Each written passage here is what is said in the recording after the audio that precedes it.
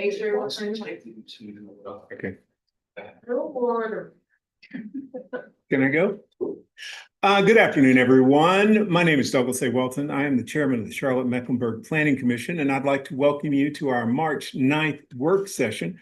This meeting is being held at the Charlotte-Mecklenburg Government Center, that is 600 East 4th Street. Today, we're in the party room, C1, CH14. So if you'd like to join us, that's where we are. For viewing by the public and the media, this meeting is being streamed live on the Planning, Design, and Development Department's YouTube page.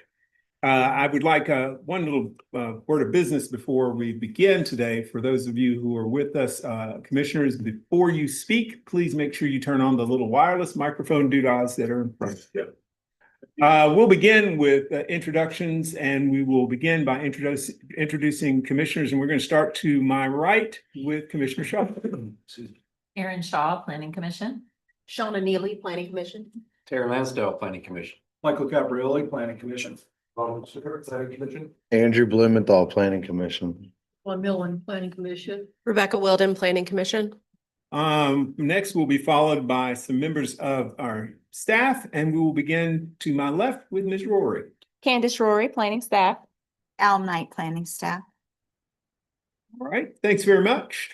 We're missing a few people today, so we're gonna send out some positive energy. We've got a couple of commissioners who are not feeling 100% on the inside. So Commissioner Russell is at home today under the weather, and so is Commissioner Gaston. So deal that. Anyway, we're going on. Do I hear a motion?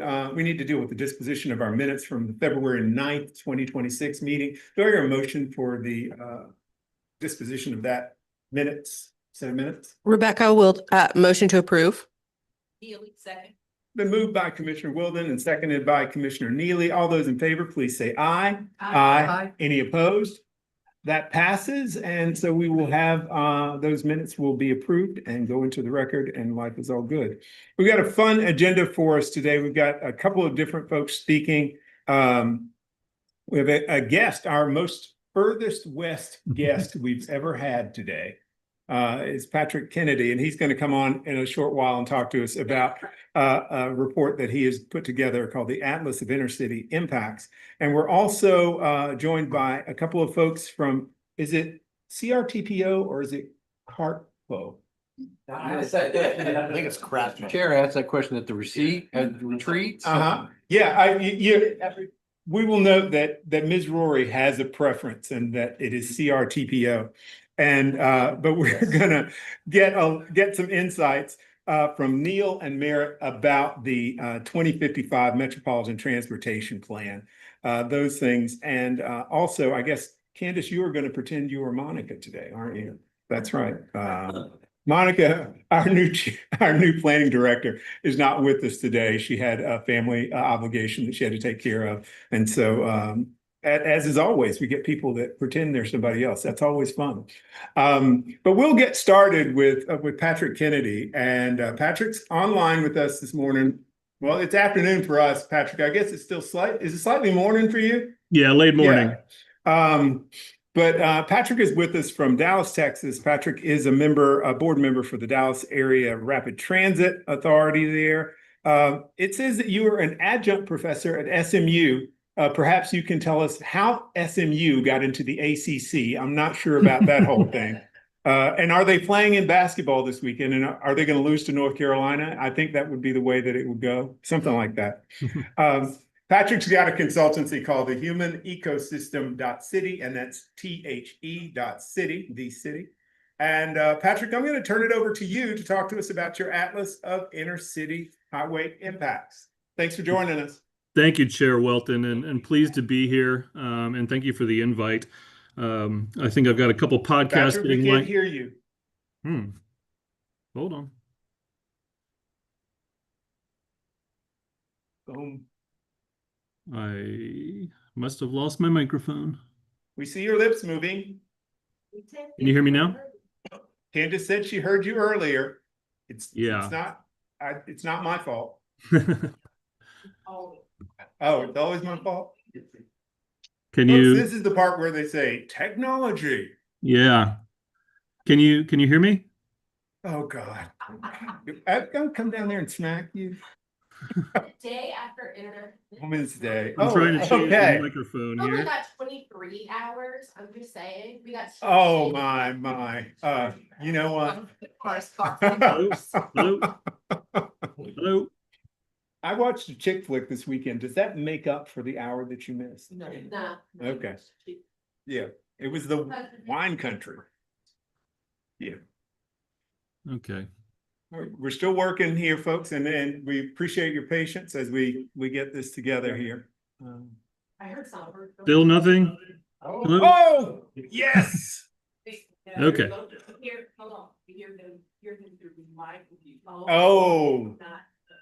Okay. We're halfway there. It's okay. Halfway So there. I'm not, you can kind of hear me, but not fully hear me? Yes, wait, how is that? It's no good? No, 1 second, give us 1 second. Okay. I think my microphone switched when I switched power cords.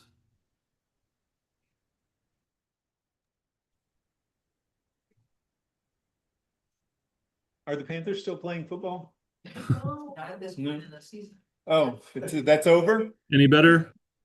No, after the Super Bowl, then they don't.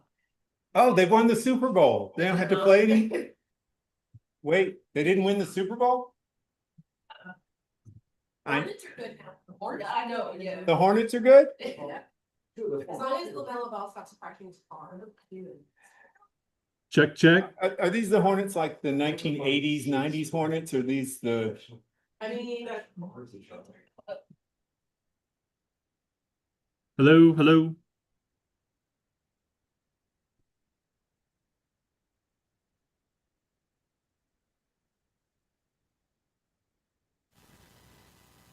Hello?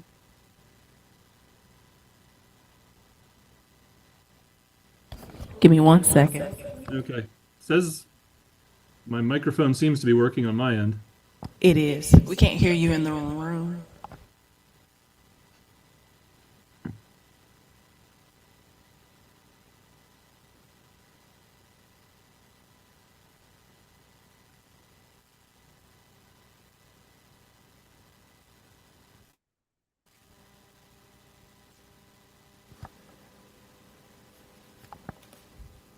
Now you can't hear. Can you hear us? Try now. I can, yes. Hello? Hello? Yeah, 1 second. Okay.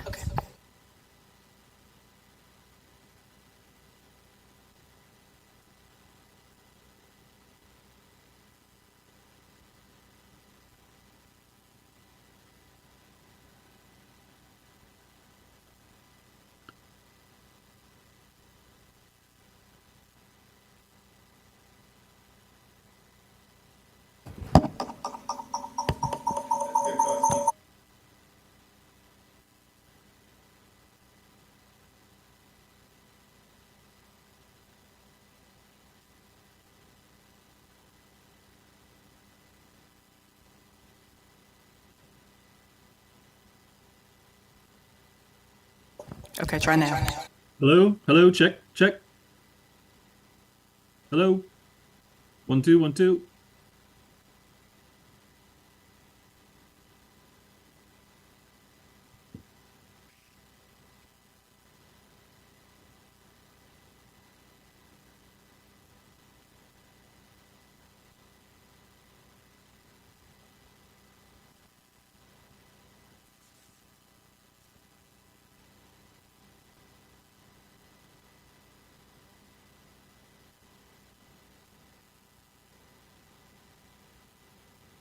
Patrick, Yes, can you sir. hear me? I can. Yes. Okay, go ahead, get started, and we may have. Hold on a second, don't get started. The technical person just came into the room. Hi, Doc, lovely to see you today.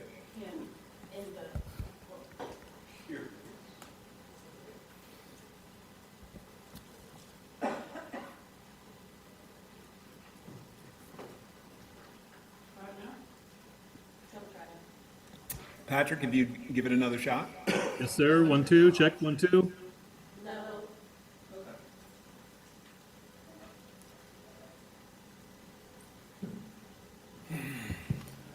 We're still working on it, Patrick. Thanks for your patience. Is the video working? Can you see the screen? Yeah, we can see your screen. We just, the audio isn't coming out of the speakers in the room here. Got it.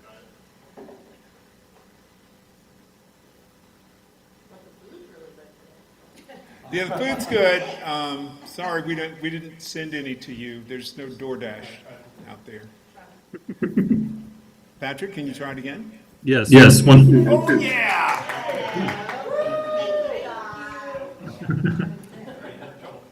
Okay. We've got a bit of reverb. Is that better? Yes, Patrick, Still hearing that's fine. We had our technical expert come in and, Okay. we're just. Maybe you can't can turn a watch it. light off on the computer that's transmitting. Or I can just do That's reverb. good. You ready? We're ready. Go for it. Okay, I'm going to turn the volume down a little bit so I don't hear myself.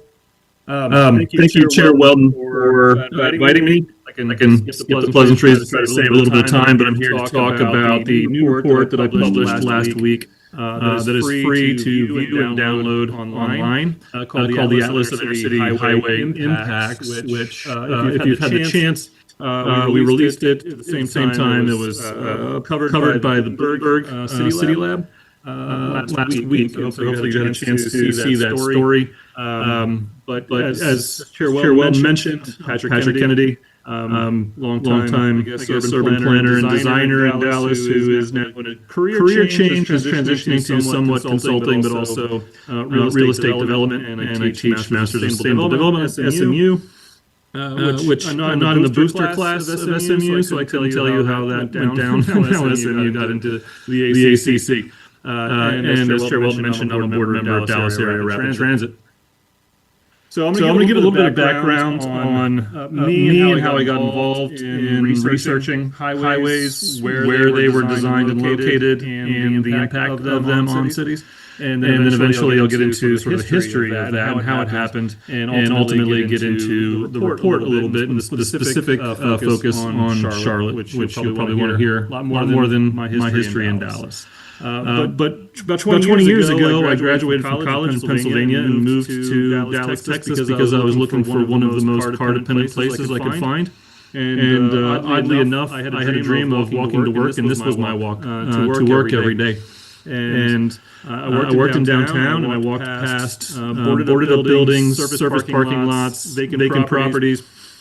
And that was my walk to work, and I started thinking, why in the ninth largest city and the fourth largest metro economy in the country, why is this real estate fallow? Why has this not been developed? Why is it not more productive? And as I started to research, I zeroed in on that piece of highway infrastructure that's sort of up above, that may be the same cars that are there right now, stuck in traffic that were there when I took the picture, or when Google, I guess Google Street View took that picture.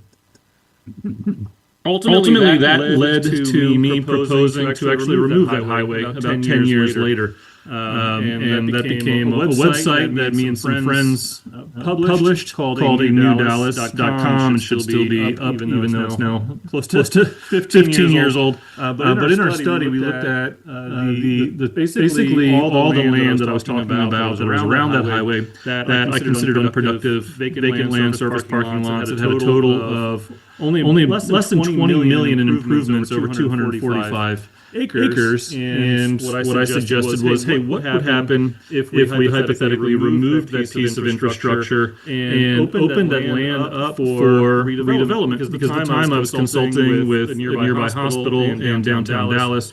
And the issue was what I considered the market to be upside down. That land costs were too high, and rents were too low to make healthy development actually work and be financeable. And so what I found in the study was that we could actually open up land for about $4 billion worth of investment, which would increase the land productivity or the tax base of that area by over 30 times. And that's when the story started to change, and I started to get a lot of media attention on this kind of effort, and when the business community of Dallas kind of opened their eyes and said, hey, maybe there's something to this. And of course, the first question that always came up is what happens to the traffic.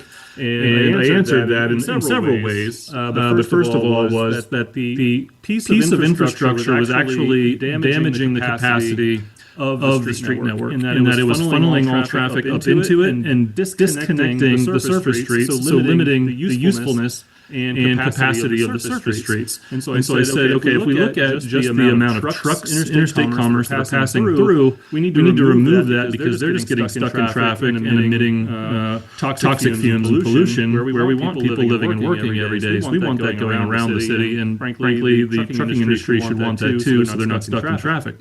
So we're actually dealing with a much smaller number passing through if we're just talking about cars.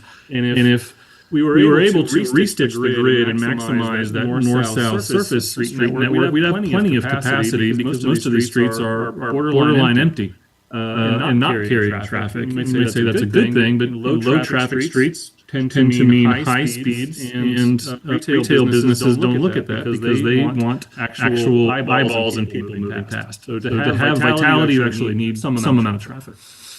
And right now, the highway looks like this, elevated between an area called Deep Ellum and downtown Dallas. And we suggested we should actually replace that with housing for people. Rooftops over people's heads where they have choice, where they're near mass transit, where they can walk to work. And when we look at it from above, look at the area that changes significantly. That would quadruple the population of the surrounding area, downtown Dallas, add more jobs, $4 billion in private investment, $110 million a year in property tax revenue. Fast forward about 4 or 5 years from when that report came out, TxDOT actually published a study based on our effort. And what they came back and said is that about half the traffic is still coming to use the local area, the greater downtown area. And I said, if that's half the traffic, then we don't need to be thinking about expanding the highways. We need to be thinking about how to make the local street network much more useful, because ultimately that half the amount of traffic needs to get onto the surface streets anyway. At some point in time, right? Because the limited access highway does not have direct access to any private land use.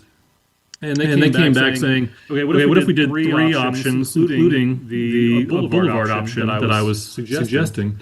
And what they came back and said is that the change in traffic impacts based on those scenarios would be negligible for the removal option, that it would be in between the other options in terms of total hours of delay in traffic. And yes, it would have some more surface street delay, but like I said, that's actually a good thing because that's used to activate ground floor commerce. And it came back and also said that not only would it have lower costs than what they're planning to do now, which is a big trench, but it would have the most property tax revenue increase as well as the most property value increase. Now I have significant challenges to their methodology, and these numbers are way too low. But even with the thumbs on the scale, in my opinion, the removal option had the lowest cost and the highest return with no tangible traffic impacts. Ultimately, my efforts ended up on the Congress for New Urbanism's Freeways Without Futures list several times, and then me and a friend and mentor, Peter Park, being interviewed for the Congress for New Urbanism's 25th anniversary compendium of 25 great ideas on the Freeways Without Future. And so I think to get to the right answers for how and where we design different kinds of transportation infrastructure, we have to answer this fundamental question, which is what is the purpose of a city? And I think all too often these days, just because maybe the sheer amount of dollars that are in transportation funding, we have let sort of the form and function of cities have to bend and adapt around to the infrastructure we build, when instead we should be thinking about how is transportation infrastructure subservient to the form and function of urban economies and human need. Which I would argue is facilitating social and economic exchange. That's why cities exist, why they've existed, and have marched in step with human progress throughout the history of civilization. Now, this is not Charlotte. This happens to be Kansas City, but I use this to tell a story because it happened basically all over the country. And that highways right away was acquired. The highways were built, and then that expanded to downtown loops. And the impact wasn't just on right away, it ended up being on the surrounding area too. because these highways end up having a negative impact on where people live and work, and an increase in demand for more parking along those freeways. And that's what happened when we actually map where surface parking lots are. And this is again downtown Kansas City, and you can see it essentially rings downtown Kansas City and service parking lots, with an exception to the south, which is kind of the favorite quarter in Kansas City. And what they've done in that considerable expense is span the highway with convention centers and line it with tax-exempt facilities like arenas, stadiums, and that has made an impact in the local area environment. But it's a cost of billions of dollars on top of the billions probably spent on the infrastructure to solve a local area problem and not the macro problem, which is the impact to the broader land use patterns that rearrange to the new infrastructure. Now, this is a similar map to downtown Dallas. I'm mapping here in red on the left is unproductive land, service parking lots, vacant land, as well as orange, tax-exempt properties. And you can see that the productive area, sort of the core of downtown, is that middle area, which then if you look at it in section, where the biggest buildings are, a lot of the buildings are half vacant, and even the one on the left is now fully vacant since Bank of America has pulled out to move into the uptown area, which is sort of up here, which is now sort of the new chic area of Dallas. And all of these vacant floors, this is before the pandemic, so you can imagine it's much worse now. So even what looks like the productive area is not that good and healthy.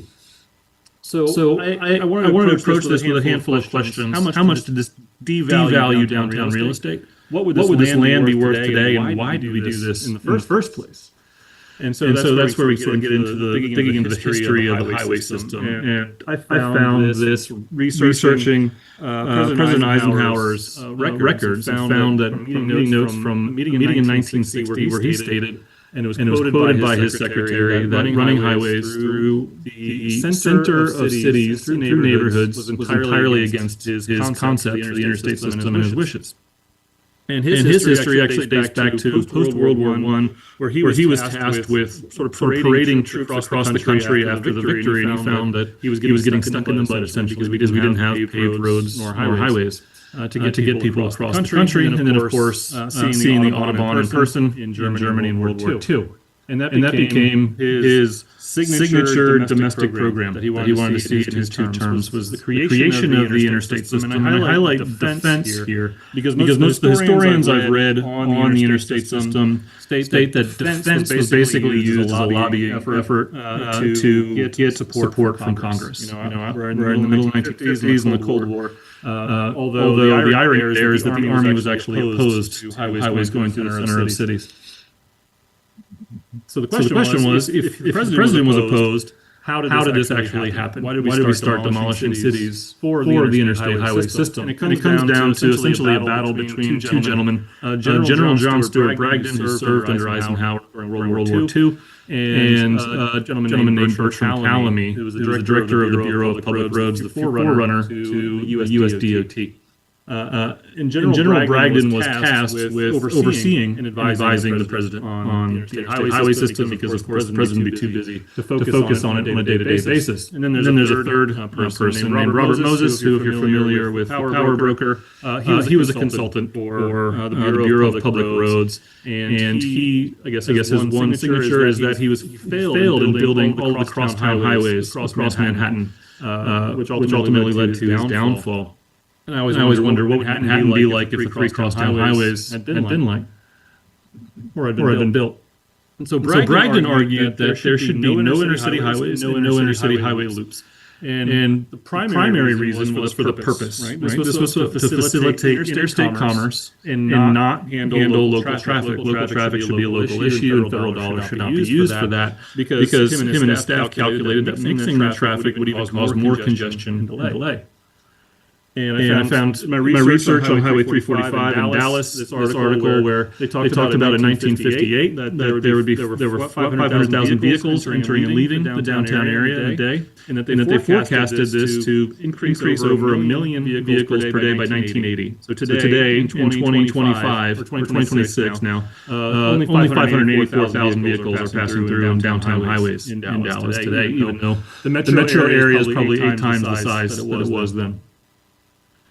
And further from that article, what they found was that 28,000 trucks were included in that, and 20,000 were just passing through, and their solution was, well, we just need a highway to help them pass through downtown, rather than say, well, what if we move them around the city and downtown so they weren't part of that traffic anyway.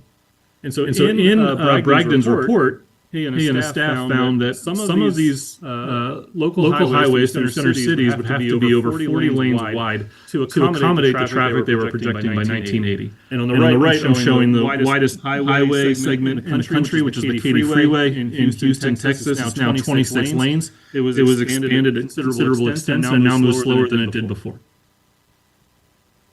And so when he says no intercity highway loops, he also said that interchanges should not be closer than 2 miles apart. And when I look at the traffic coming in and out of the loop in downtown Dallas, I found that the vehicle counts are actually much higher in the intercity loop, and it's because the same vehicle is getting counted more than once. So effectively, it's funneling more traffic into this downtown loop. And when these interchanges then fail, there's a cascading failure where from one to the other, they all start to fail. So every single day, the traffic looks like this in Google Maps. And the cars are moving 10 miles an hour for 12 hours a day. The other issue, and another one of the primary issues for Bragdon, was that he was tasked with finishing the highway system on time and under budget. And what he found was that these intercity highways were only 1/10 of the total lane mileage of the planned system, but cost 10 times per mile to build due to the cost of the real estate, the complexities of the engineering, et cetera. And so because of that, being essentially half the overall cost of the program, the interstate highway system went $100 billion over budget of the initial $25 billion budget. So that total cost of $125 billion is something like $750 billion program today. And I'll get back to that number because it's important. Also, the 345 segment was one of the most expensive highways built in the entire country. And what's interesting there is that the right-of-way acquisition was actually even more than the cost of the construction itself. And the highway in total was nearly $200 million per mile to construct.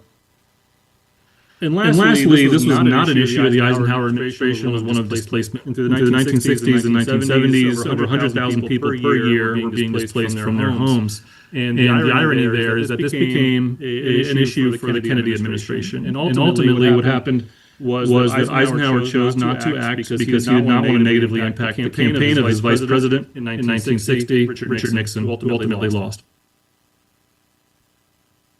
And so these were the slums that Robert Moses, excuse me, Robert Moses wanted to remove in New York City. It's now some of the most attractive and expensive real estate in the entire world. Soho and other neighborhoods in Manhattan.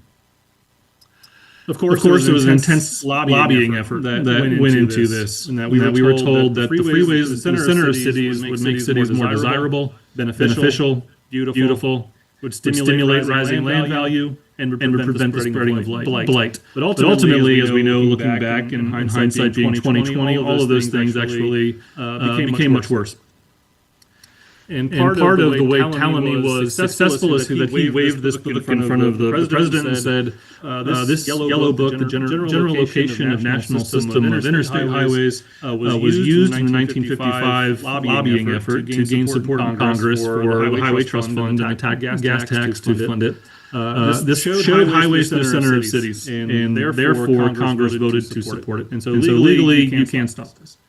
And I show San Francisco here because it shows an inner loop in San Francisco, and ultimately that was never built, and some of those segments have been famously removed as well. Now what happened is once it was passed, this was the map of Dallas. All of a sudden now there's tons of funding, 90% federal match. This became the plan for Dallas 10 years later in 1964. Now many of these weren't built, but many were. So many more than were initially planned in 1955. And ultimately, we have to ask, where were they built and why were they built where they were? This is a map of the Dallas highway system, and the red areas are what we call redlined areas. These were largely Black and Latino low-income neighborhoods that were deemed much earlier to be not worthy of investment, and therefore became cheaper land to displace. But we also know that this was a very intentional act in many cities to displace certain people of color. This is the map of Charlotte in approximation, but you can see a very similar kind of pattern where the highways are the center cities are falling along the lines of where the red line maps are. And this happened all over the country. Treme in New Orleans, Greenwood and Tulsa, which even rebuilt after the 1921 race massacre. But ultimately, what destroyed the neighborhood entirety was the highway coming through. Sugar Hill in Los Angeles was the epicenter of Black Hollywood. Miami and Overtown, Rondo and St. Paul, Black Bottom in Detroit, and this was Hastings Street, which was the epicenter of Motown. You can see the various steeples in the background in both of these pictures. And Deep Ellum in downtown Dallas, which was I-345. And this was the Harlem Theater in this one picture on the left. This was the epicenter of jazz and blues culture in Texas at the time. Now, getting back to that cost of the system and half the cost going to these inner city highways that I argue ultimately fail and were a disamenity to cities. In that cost of building just those inner city highways and from the federal dollar, at the cost that Montreal was building its subway system in the 1960s, we could have built 36 Paris metro systems in their entirety across the country. And since we've spent over $12 trillion on the highway system at the federal, state, and local level combined, and meanwhile, China has built a high-speed rail system across its country for about $2 trillion. And yes, labor costs and whatnot account for some of that. But ultimately, what I try to argue for is that we need systems of choice, so people are empowered to get around where and how and that they need to at their own means. So ultimately, with that said, I want to get into the Atlas of the Inner City Highway impacts. And there are several foundational documents that impacted me and then in turn become my work on this report. One of which was a review by the Upjohn Institute or analysis of a 2006 Federal Highway Administration report that was on the economic returns of highway investment. And that report said over the lifespan of the program, it's returned 35% on the dollar to the economy. And what they didn't say, though, is diminishing returns by year. And that's what Upjohn found out, was that this was approaching zero. And that yes, the interstate highway system was very productive for the economy in its first several decades, but not anymore. And so every dollar we spend on it now is effectively just a short-term jobs program. And that in all likelihood, the interest rate is probably higher than the returns on investment of every dollar. We'd be better off putting every transportation dollar in the bank and investing it. Another report was from the Philadelphia Federal Reserve I found in 2021 that found that at about a 3-mile radius around the center city, highways flip from being a disamenity, that they devalue surrounding land to about a half mile away, to becoming an amenity, where they actually create value in real estate. And what they found is that that's indicated by population loss closer to the city and population gain further and further away from the city. And so that's when I started drawing these 3 mile radii around cities across the entire country, including a 1 mile radius, because the real estate value is actually much higher in just about every city in the 1 mile radius. And if we draw what that 3 mile radius looks like around global cities, this is the periphery in Paris, it's Ring Road, and it's right about at 3 miles. This is not intentional, of course. I think it's just kind of a happy coincidence. But you can see how Paris and Amsterdam's ring roads compare to Dallas and Houston here below. Another book I found, which is by a couple of California engineers who wrote this in the early 90s. What they said was Pasadena in the mid-1970s lost 10% of its property tax rolls because of the construction of the Route 210 freeway slicing through the city's heart, carrying much of its retail trade to neighboring cities. 10% is a huge budget drop for any municipality to absorb. And so that's when I started to think about, okay, what does that mean for every other city? We've got this data point for Pasadena. What about everywhere else? And so coming back to the Yellow Book, there were guidelines in the Yellow Book that small cities should have a bypass and a stub. Medium-sized cities should have a throughway and a bypass. And large cities should have a radial and orbitals. Right? The orbital would be the beltways around the city, and then some highways through the cities wherever the local cities would want them. And I include Greenville, South Carolina in here intentionally as the mid-sized city. because South Carolina happened to have a senator in Congress that was vehemently opposed to building any highways in our cities through a history as a governor and hating his state DOT. But either way, I would argue that it's been helpful for South Carolina cities in their downtowns by not having built these highways through center of cities. And we look at the large cities such as Baltimore and Memphis. I show these because many of these highways were not fully built through, but in Baltimore's case, a lot of the right-of-way was acquired. And sort of the foundation of the highways were built and was very damaging to neighborhoods. And in Memphis, this east-west segment was not built, but then they ended up building some kind of north-south segment. And I'll let you guess where the red line neighborhoods were in Memphis. Here's Charlotte in 1935, and by the 1950s, Charlotte was approaching about 100,000 people. And what I found really interesting about the Yellow Book is that there are no North Carolina cities in the Yellow Book at all. And that's when I expanded my study from just Yellow Book cities to I need to look at 100 plus cities. And that's when I include North Carolina cities and some others as well, because there are obviously important cities to be included and measured. But I think if we looked at where a 3 mile radius would be, it'd be probably around what the city was at the time, and not impacting the core of the city.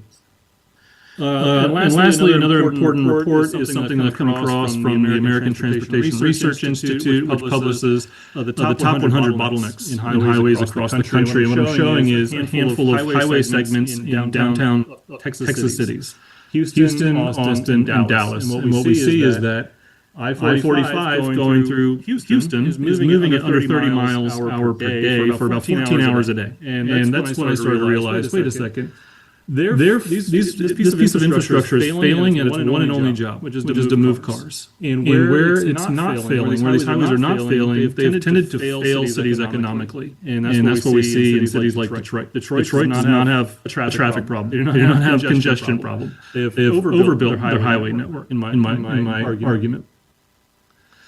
And what I started to do is dig into federal highway data. And what their data shows is that they've got vehicle miles traveled by Metro, they've got highway lane miles by Metro, but they didn't look into the per capita of either of those. And so when I chart this data, I'm charting the average amount each resident of a Metro drives per day in terms of vehicle miles traveled by the highway capacity of that Metro area per capita as well. And what we find is that the more highway capacity that any metro area builds, the more every resident is driving around. And that's the ultimate impact, right?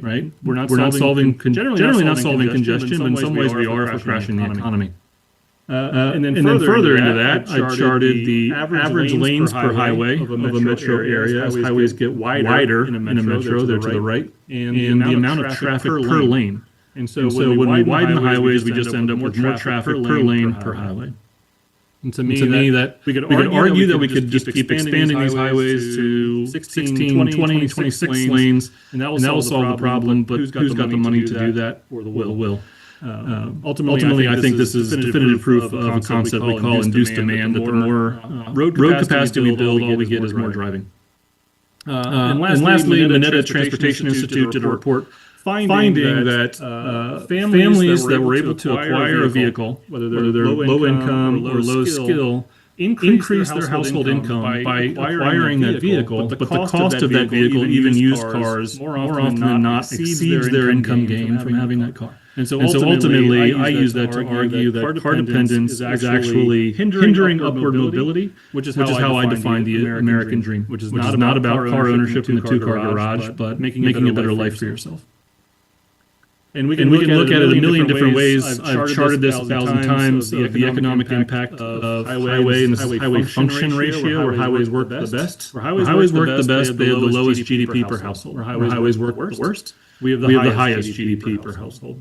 And I did a million different ways. We can spend more time and come back on that. But every single chart shows, particularly the higher speed and more infrastructure closer to the highways, closer to downtowns, is worse for economic outcomes of cities, whether it's land value, whether it's resident income, whatever it might be. So that brings me to the cut sheet of Charlotte, and there's 142 cities just like this. As I mentioned, I'll go through each of these little sections. As I mentioned, there is no Yellow Book plan, so I can't see what any of the initial plans were for the North Carolina cities, but ultimately this is what has been built in red down here at the bottom left, and I've also mapped this here, and I'll get into each of these sections areas. So here's the 1 mile radius and the 3 mile radius of Charlotte. And I got mapped out the amount of right-of-way within those 1 mile and 3 mile radii, and then looked into the tax rolls of all 142 cities to see what is the assessed value of land and improvement, new development within those geographies. So I kept 1 mile radius separate from 3 mile radius. And then sort of multiplied those by a 55% efficiency of development, because some amount of land would have to go to surface streets and parks and schools and things that are tax exempt. And then here's the map of Charlotte highways to the 1970 census tract population for African Americans. We've already covered this, but you can see that there's a pattern. And I use 1970 just because most cities don't have a 1960 map for pre-highways. And here are some of the key data points that I wanted to highlight here for Charlotte. First of all is that the development potential of the highway right-of-way within 1 mile radius is over $4 billion for Charlotte, and it's over nearly $6.5 billion for that 3 mile radius that we're looking at. And that equates to just the 3 mile radius equates to about 8.35% of municipal income tax, or municipal property tax. I'm sorry. So it's not quite the 10% of Pasadena, but it's still a significant number. And I wanted to compare, we often see reports about the cost of congestion. So this $289 number is from INRIX, which posts their data every year of what the cost is per driver for hours of delay in highways. And I wanted to compare that to a more tangible, more real number that's about real dollars. And that is, what is the cost to maintain all of the highways in a metro area on a per mile basis, as well as its life cycle costs, so maintain it and rebuild it annualized over 30 years, and then plus the cost of driving. So the cost of owning and operating the car, the gas, the insurance, et cetera. And in the Charlotte metro area, that costs every household about $32,000 per year, which is significantly more than the cost of congestion. So I would argue that we keep trying to fight this lower number and make that lower, which doesn't get much lower than that, while we're only making this number above higher. And so everything we're doing is actually making everything worse. Going back to sort of the population change, this is very typical of a Sun Belt city, in that there was significant population density loss downtown. In that 1 mile radius, in 2000, Charlotte's population density was about 38% what it was in 1960. Since 2000 to 2023, that has doubled. So it's not fully come back to the pre-1960 number, but it's come back significantly. And that's basically how most Sun Belt cities, most high-growth Sun Belt cities have rebounded, right? So Charlotte's actually number 5 nationally in my data in terms of bounce back. And similarly, job density increased in downtown by 174% since 2002.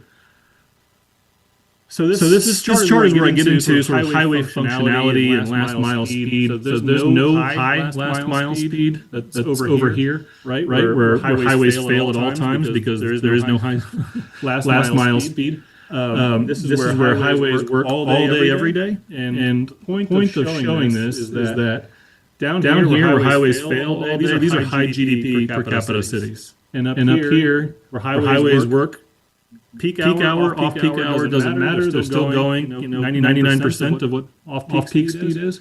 These are your Youngstown, Ohio's, your Flint, Michigan's, places that have essentially failed economically. Down here, in this quadrant, these are where highways fail during times of high demand, so in peak hours, but they don't fail in day and after hours. And Charlotte's kind of right there in the middle. And then when we compare the highway capacity per capita, which is the y-axis. That's the miles traveled. I'm sorry. Highway capacity is over here. So these are the cities with the most highway capacity per capita. Charlotte's kind of on the high end of the amount people drive every day in terms of vehicle miles traveled, but it's kind of in the middle in terms of regional highway capacity per capita. So that's the overview of the data and the report, or ultimately, I argue that these highways that we put to the center of cities. So I just want to be clear that I'm not arguing against all highways. I'm in favor of what Eisenhower's initial vision was not building highways to the center of cities, which is how most of the world has built their highway system. But by putting limited access infrastructure where we require abundant access is the key of that failure. Because a highway functions best with no traffic on the road, right? The cities function best with people on the streets in shopping and getting around and meeting others. And ultimately, we've got a problem of this conflict between the engineer's level of service and the economist's level of service. And we have to think about where do we want each of those things, and that to me that should dictate where we locate those. And to me, it gets down to the logic of convenience versus the logic, a different kind of logic of convenience. There's a logic of proximity and propinquity, which things being closer together, right? And ultimately, we want urban places to be multi-purpose, not single-purpose, just moving cars. We want urban places to be multi-directional, not linear, about networks and not just corridors. They should be personal in that we regulate places by social norms and eye contact and communicating, not just honking horns and waving fingers. We want abundant access rather than limited access, and ultimately we want places that are inclusive, not exclusive, where you have to have a driver's license to be able to own and operate a vehicle to be on these public spaces. And ultimately, I argue that infrastructure in the wrong place is clumsy and expensive, where we want places that are actually elegant and productive. And I'd be happy to answer any questions on the time that we have remaining. Thank you. Thank you very much, Patrick.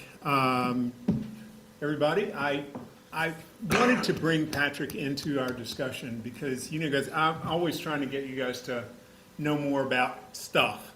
And what I liked about this atlas when I first saw it several months ago was the economic take on it, because you can jerk people around very nicely when you talk to them about dollars.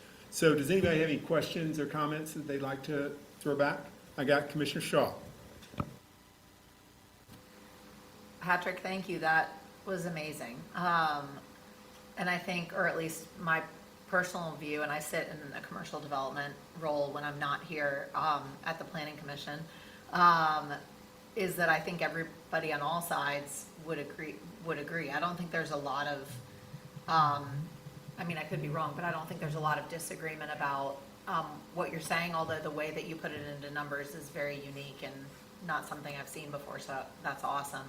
I guess my question for you is, if you had your crystal ball handy and just based on your presentations to various officials and others you've talked with, and just kind of given the context that I feel like, at least in today's environment, our elected officials are not really rewarded for taking chances. Not at all. What kind of reception, have you gotten any reception to this in Dallas or elsewhere that makes you feel like it's actionable in the short term in any city? I'm just more curious than anything. Well, in the best case scenario, it's too early to say.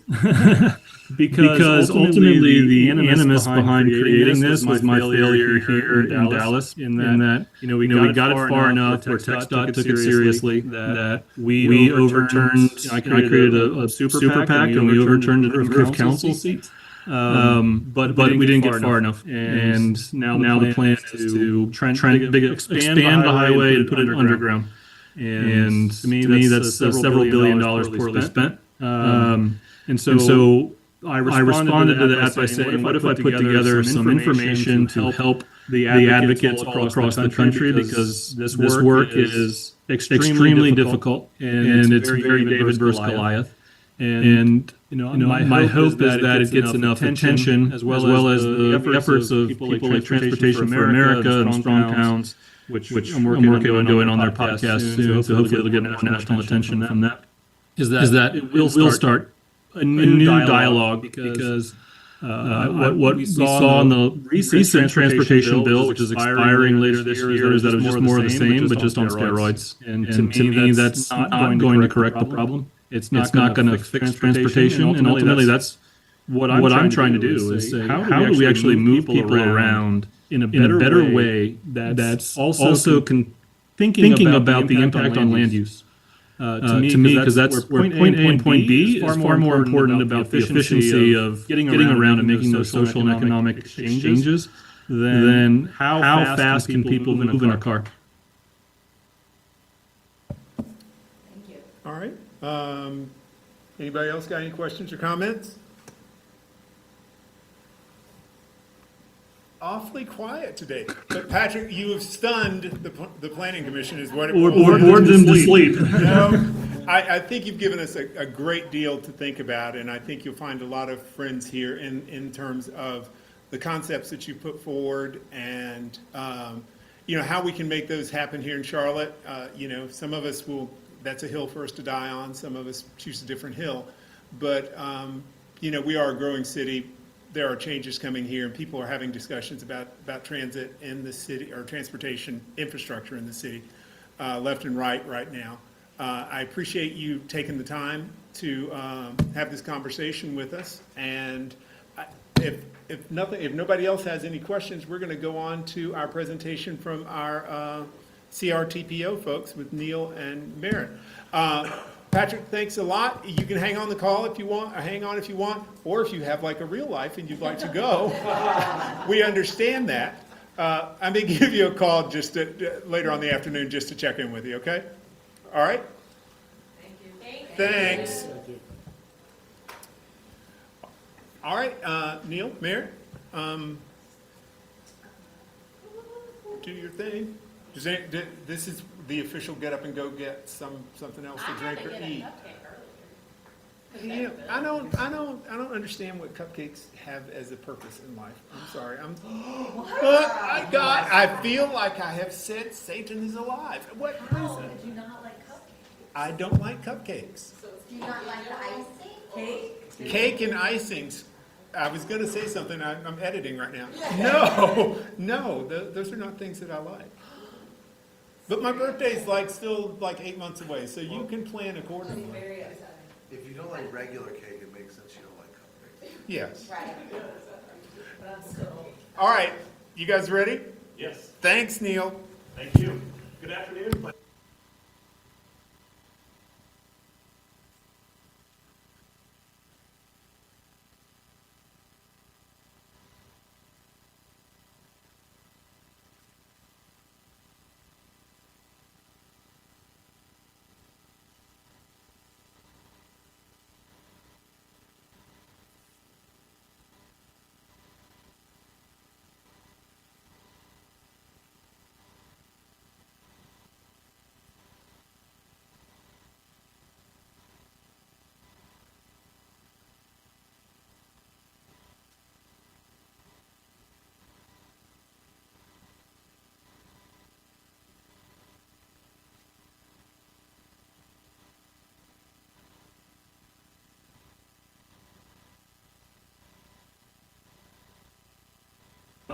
It's also available on our website, so. And Neil, I will stop you because I am a person who says this often.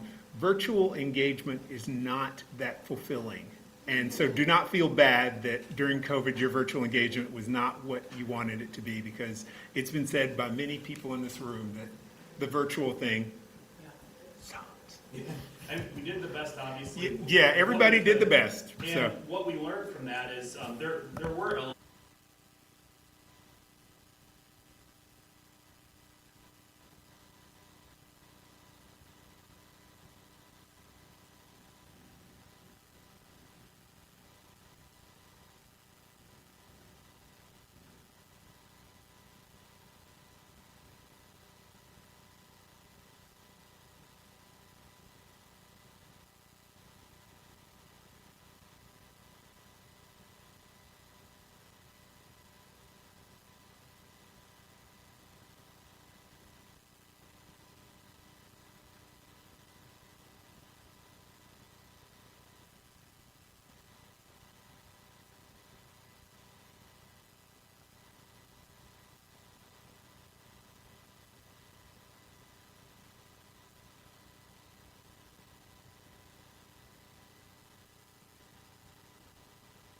And Merritt's going to walk us.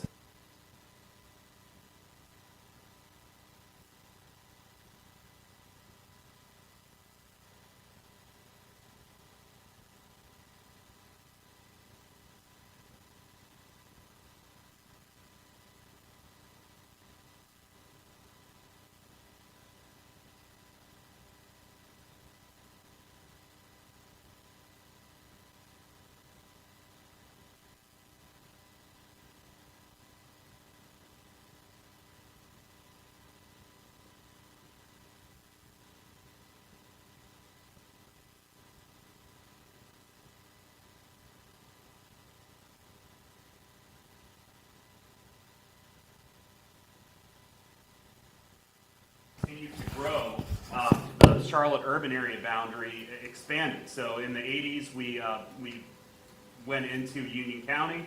And then after the 2010 census, the Charlotte urban area extended all the way to Statesville. So that's what this map is depicting, really just the growth in this area and the need for us to continue expanding further out from the city of Charlotte.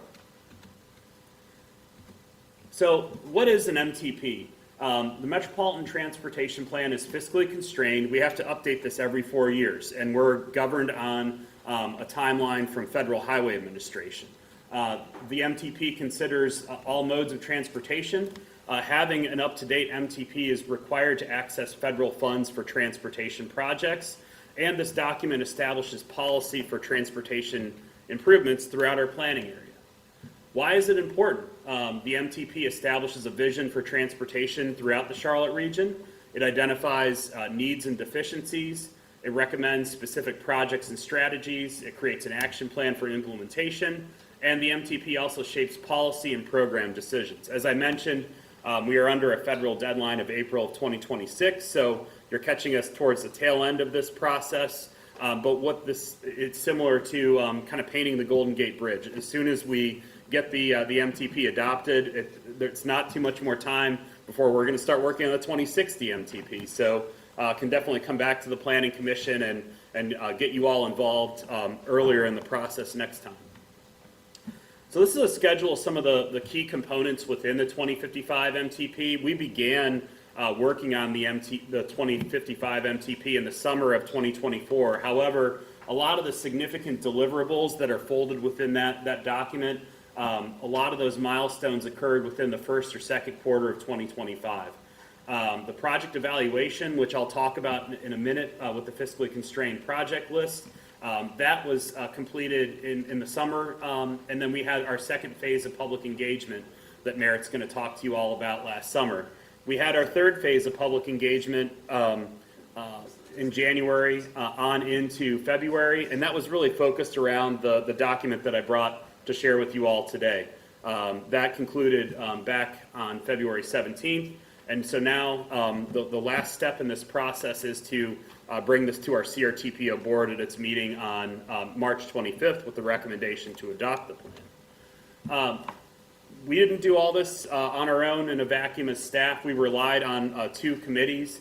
The steering committee really contains members from the Charlotte DOT, from CATS, from PDD. Kathy Cornett from PDD served as the department's representative on the steering committee.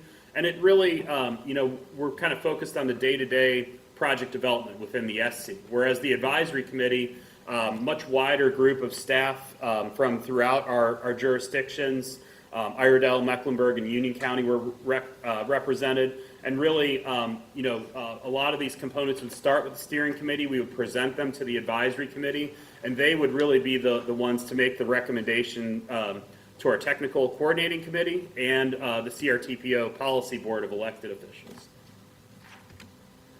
So with that, I'm going to go ahead and turn it over to Merritt McCulley. He's going to lead us through the public engagement strategy for the 2055 MTP. Thanks, Neil, and thank you all for having us today. It's my pleasure to talk about the engagement process that we underwent for the 2055 MTP. There are 3 different phases of engagement, and all these phases didn't exist within a vacuum. Each one fed into each other. And so the first phase of engagement happened 2 summers ago, and the most recent phase concluded recently, about a month ago. And so phase 1, like I said, began a couple summers ago and really was focused on raising awareness about the MTP and identifying needs in the community for what people felt were the biggest needs for transportation where they lived. And so we focused on the goals and objectives of the MTP. You're going to hear that phrase several times throughout the presentation, and that's a lot of the guiding source for the engagement and the document itself. And communicating those existing conditions within our 24 jurisdiction planning area, as well as needs for each transportation mode. Because unlike other different transportation planning organizations, we are multimodal. So while CATS deals with transit, CDOT deals with roads, we deal with a little bit of everything. And so luckily Juneteenth fell within our public comment period, so we were able to attend several festivals throughout our planning area. So in person is, like you said, Chair, it's a huge boost to your engagement efforts. And when it's summertime, everyone's out, and we really had the great opportunity to meet people where they were. So it becomes difficult, however, when you have such a large planning area, because you need to not just engage in Charlotte, but you have to go out to some of our more rural jurisdictions. So we have here pictured different Juneteenth festivals in Indian Trail, Marshville, and Waxhaw, as well as some tabling that we did in partnership with CATS. A lot of times we try and work with CATS because we're dealing with the same audience, if you will, people who are concerned about transportation. And so we did that as well in our phase 2 of engagement, which happened the following summer. And in this phase, we really wanted to explain what we learned in phase 1, first of all, so that those same people understood that what we heard last time just didn't go into the ether. It was informing this phase 2. And so the big product of phase 2 was the fiscally constrained project list, which is included in the final document. And that at that time, it was just a draft document, and it had the list of projects that we wanted to be a part of for funding for the MTP, to see what people thought of those. And so we continued going to community festivals, sometimes going to the same ones in hopes that we would talk to the same people and get updated thoughts from them, as well as reaching out to new populations. We also wanted to catch people in more of their routines, so we added farmers markets to our list of places to go to for community engagement. That gave us an opportunity also to go to events that weren't just on the weekend, so we were able to interact with people throughout the week as well. And in fact, during this 30-day public comment period, we were going to events on average once every 3 days. So we definitely had a pretty high volume of events. We also wanted to engage with those who previously hadn't had the opportunity to give their opinion about the transportation system. So thinking about the Spanish-speaking population, in both the top corner photos, you see events that were hosted by nonprofits that service that population. I also appeared on 2 interviews with 102.3 Caliente, which is a local Spanish-speaking radio station, and that interview was done entirely in Spanish. So we really wanted to get out there and make it so that no matter what language you spoke, you were still able to hear about the MTP and give your input. And then we also wanted to make it out to our more rural populations, so I attended a car show in Mooresville, as well as our young professional African-American population, so we attended Mad Miles Run Club in order to get in touch with that population, and had a case of Gatorade, and that really got us some good engagement. You brought No smell. Everyone smelled great. Yep. Is this the smell of Gatorade? Am I? No. I go to sorry, this is totally off topic. I go to trivia where they also launch Mad Miles, and when they get back, I'm like, oh, I need to leave like immediately. Okay. Just saying. All right. Sorry. The smell of good community engagement was just too overpowering. And so in addition to when we were doing those engagement events, we were presenting people with maps and also iPads with our digital survey. And so with that digital portion of the engagement, we received 939 data points, which included upvotes and downvotes on that map, as well as comments within that survey. And so we split those comments into roadway, intersection, and transit projects. Overall, we had 514 upvotes and 226 downvotes. So ultimately, we had more positive comments than negative for the goals and objectives and the projects listed in the fiscally constrained project list of the 2055 MTP. Phase 3 engagement, like I said, we wrapped up recently, and that took place between January 12th and February 17th. I highlighted February 17th because we actually extended the public comment period by a week because of the winter weather that we experienced. So we had to move one of the pop-up events we had scheduled, and we wanted to give people plenty of time to engage with us and give their feedback on the document itself, which was really what the purpose of Phase 3 was. And so we had yet another slate of pop-up events, as well as 2 webinars that we conducted.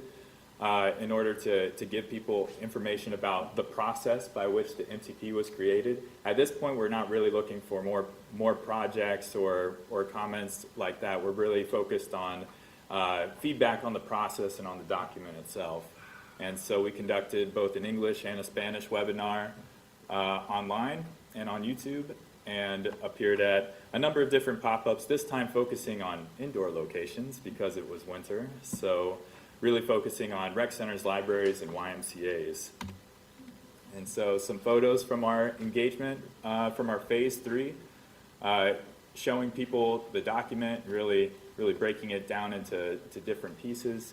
And so you can see in the center top photo, we actually also had free hot cocoa at some of our engagement events.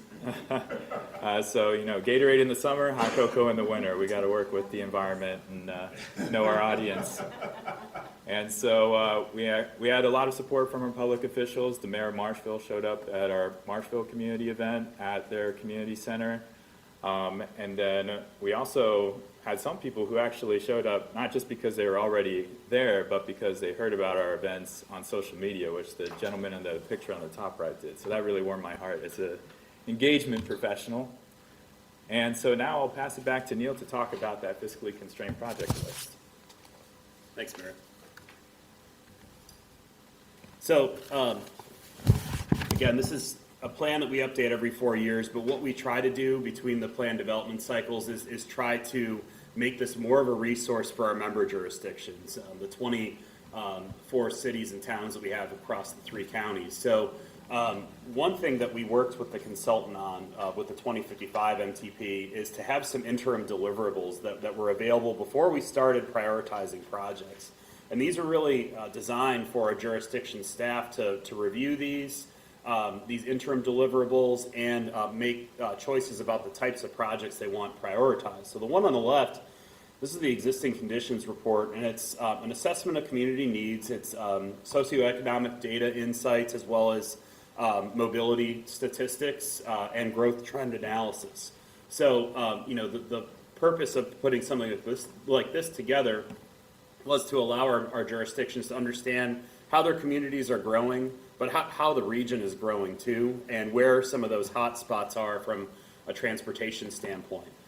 The other interim deliverable is the scenario planning scorecard. And you know, as an NPO, a transportation planning organization, there aren't too many ways legally where we can materially get involved in regional land use planning, but this one is important because scenario planning allows NPOs to consider trade-offs about different land use and development patterns, what type of impact they may have on the transportation system. And the outcome of that exercise is a series of key performance indicators, which show what types of impact on utilities, you know, multimodal transportation mobility throughout the region, and growth scenarios are depending on. We looked at scenarios in terms of like work from home, the various percentages of work from home, and how that impacts transportation and land use. If we looked at implementing all of the land use growth scenarios, what would that do to the key performance indicators? And then also roadways that aren't yet built. If those roadways are built, what type of impact does that have on land use? So both of these documents are on our website at 2055mtp.org, along with the draft report. So if either of these interest members of the commission, I would encourage you all to check those out when you have a chance. So the roadway project submission process, this began for us in early 2025, and we have staff from our member jurisdictions submitting projects to us. That began in January of 2025, concluded on Valentine's Day last year. Staff evaluates the projects, and I'll show you how we do that here on the next slide. And then one of the federal requirements is our project list that comes out of that has to be fiscally constrained. What that means is we have to do a financial plan to determine how much revenue we think will be available from the state and federal sources between now and 2055. And then also the projects in that plan, we have to have a cost estimate, and we have to make sure that there's a reasonable chance for these projects to be funded. So there's kind of twofold there with the fiscal constraint process. Neil, can I ask you a question real quick about that? Sure. When you've got that list, I'm going to go out on a limb here, not everything gets through, correct? That's right, yeah. What happens to the things that fall off? And that always happens in a growing area. You're going to have way more needs than funding available. So they're still included within the plan, but they're unmet needs. And basically those jurisdictions will have another opportunity when we do this again in 4 years to have their projects compete. Okay, thank you. Sure. This is the funnel, affectionately known as the funnel here. It's our two-tiered roadway project ranking methodology. We have used an iteration of this for the last probably 12, 13 years across several MTPs. And we think it works well because it's a mixture of quantitative and qualitative data to evaluate the projects. And it also aligns with the quantitative criteria aligns with NCDOT's criteria to develop their transportation improvement program. But then the green also reflects priorities of our jurisdictions and more of a qualitative approach. So tier 1, congestion, safety, accessibility to employment, mostly data driven there. Tier 2, we actually utilize a committee of staff to help us rank these qualitative elements to this. And typically, a project that scores well in our MTP process, when we go every 2 years to submit these to NCDOT, will also score well in NCDOT's process. So, that's always a good indicator. If it scores well and is included in our MTP, we turn around and submit those projects for evaluation to NCDOT. When NCDOT has funding, those projects generally have a pretty good chance of getting funded. So, to the chair's question, this is kind of the outcome of the fiscally constrained process. We had over 200 projects that were submitted, 200 roadway projects submitted by our member jurisdictions this time, and 73 we were able to include based upon those revenue estimates, but 123 did not. And there's a mixture of reasons why. It could be that the two-tiered score I was showing you was not competitive, but most often these projects become very expensive, especially we have to plug these into a 10-year horizon band. So if you're trying to escalate the cost on a project that's not going to be ready until 2055, it just kind of blows the cost out of the water after a while. One nuance to the project list this time is the degree of coordination we had with CATS regarding the 1 cent sales tax referendum. And this coordination happened way before this was even put on the ballot in November of 2025. But we had to, kind of go through the plan development process, hoping it'd be put on the ballot, and then hoping that that referendum passed. And the reason why we were coordinating with CATS, they were updating their transit system plan, and in order for CATS to seek federal funds to kind of match the revenues, these 4 capital transit corridors had to be in their respective MPO's MTP. So within that coordination effort, we assumed that the red line, the silver line, and the gold line and blue line extensions would be included in the adopted CATS transit system plan, and they had to demonstrate fiscal constraints. So we worked with their consultant, worked with CATS staff to make sure all of that happened. So this is not just a roadway project list for us this time. It is a roadway and transit project list. So we always endeavor to make this a multimodal transportation plan, and this time around it definitely is for a number of reasons. So I've talked a lot about how we developed the fiscally constrained project list, and now I'm going to turn it back to Merritt. He's going to walk us through the 9 chapters that comprise the draft that we're all passing around here for you. So I'll turn it back to Merritt. Thanks, Neil. And so it is best to go over the MTP chapter by chapter, and in fact on our website we actually have buttons for each chapter, because one thing I noticed in phase 3 is when you present people with this massive booklet, I see the fear growing in their eyes. So we're just going to go over it chapter by chapter real briefly to see what exactly is in the draft plan. And so the introduction covers a lot of what we covered here, what CRTPO is, what an MPO is, and how they contribute to the transportation system. And once again, going back to those goals and objectives that guide the process. After that, we talk about the engagement process, which I detailed in pretty good detail, as well as those different boards and committees that Neil had talked about, showing people that we didn't create this plan in a vacuum, that engagement did occur, not just with ourselves, but within our member jurisdictions. We also talk about the state of the region of the 24 different jurisdictions that are a part of our planning area, to talk about an assessment of our transportation network, as well as how this plan compares with other cities and within our regional initiatives. So we have a number of other plans that we're trying to make sure that we align with as well. We also talk about different challenges, the topmost of mind of which is fiscal constraints, and there's a separate topic on financial as well. And so addressing transportation challenges is number 4. And a lot of those challenges were mentioned in Patrick's presentation, as well as some of the presentation we've done already here, including some of the scenario planning that we used in order to solve some of those challenges, looking at how would our transportation impact our community based on how it is already, or maybe how it is if it were designed in another way, focusing on more dense centers. So it goes over different 3 scenarios for that scenario planning. Environmental justice impacts is a federally required part of our process as well, looking at how the transportation system impacts communities, as well as the effect of other factors such as autonomous vehicles.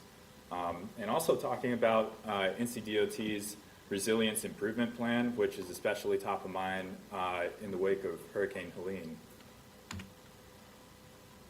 Also, CRTPO is considered a TMA, or a transportation management area, which is it's a larger level of MPO in which we have at least 200,000 population within our planning area. So we are required to do congestion management. And so in that process, we observe different links and corridors to see what are multimodal solutions to congestion. In other words, how do we use ways other than single occupancy vehicles to get around traffic? And so it lists a few strategies in relation to that. And then chapter 6 is where we talk about the money, the financial plan. So for those who are not aware, the vast majority of state funding for transportation comes from the gas tax. So that source of funding has been unreliable for maybe some good reasons, for the fact that remote work is more popular, that vehicles are just more environmentally sustainable, more EVs are popular, and then Amtrak is having record ridership. But a result of that is that the funding source becomes more unreliable for this process. And so we look at that dilemma, as well as different revenue projections, and we talk about how we view cost escalation. So a lot of times people ask, how do you project the cost for a project that might not be complete until 2055? And this chapter goes into detail about that. And then chapter 7 is where we go over the different projects within the fiscally constrained project list. And if I can, real quickly, I'd like to go to our website, where you can also, yeah, it works. Okay, great. Oh. It's us, everybody wait. It's us. How do I get?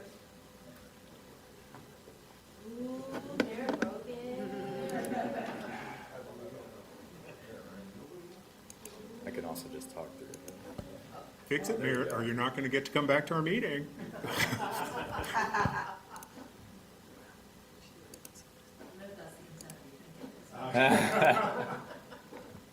Well, the food is good, so.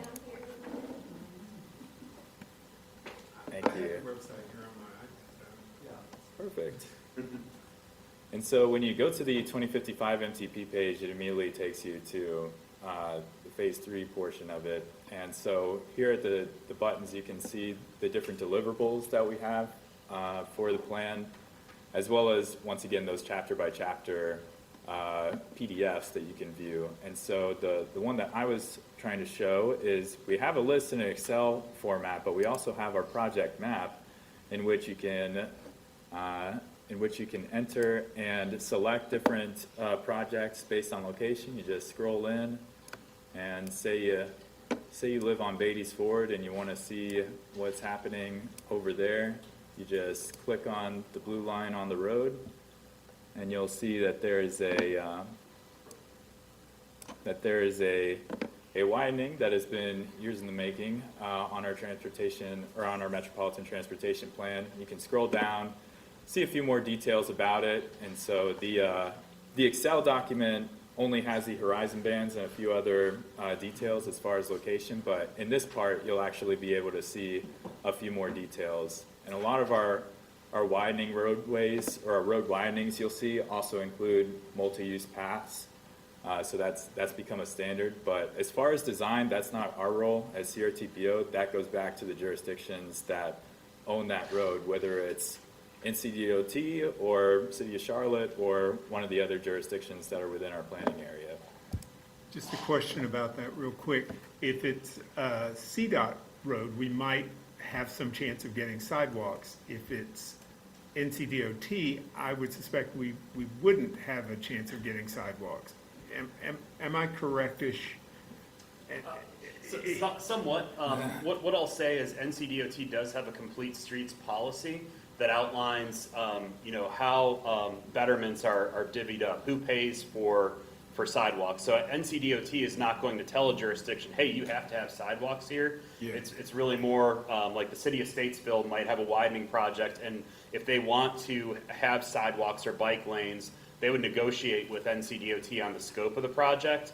And oftentimes, if it's a large enough city, there'd be some sort of cost share there. I think in that policy, there's a provision, if it's a really small town, NCDOT may be more apt to pick up the entire cost of the betterments. Okay, I just asked that question because sometimes we get ETJ-related rezonings, and, the roads are kind of funky there, and trying to say good things here. So sometimes there's a struggle to get the amenities that we see as things that we'd like to have. Yes. So I'm just curious about, I didn't click on the map. I'm going to go back and click on the map because I'm excited about it now. Yeah, I just looked at the list. Thank you. Sorry to interrupt. No problem. And my final test will be getting back into the PowerPoint. Oh, is it not sharing? Okay.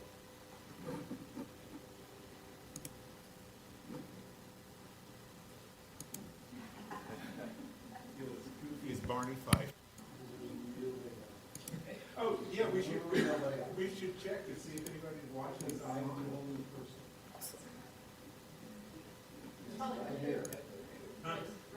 Rick is probably out there watching it. He's probably sad. He missed it. Yeah.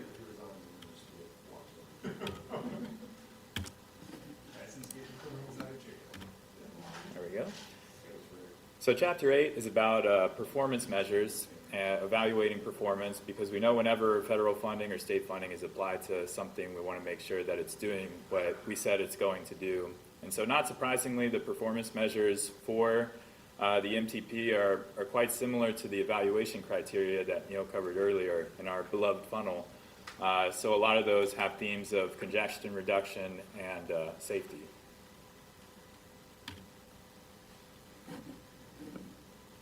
Chapter 9 covers the future, looking at our different goals and objectives for transportation performance for future MTPs, as well as different activities that we hope will further those goals and objectives, such as the SS4A grant that is currently involved with the CSAT program of CRTPO, the PROTECT program, as well as the BILL grant, which is formerly called RAISE.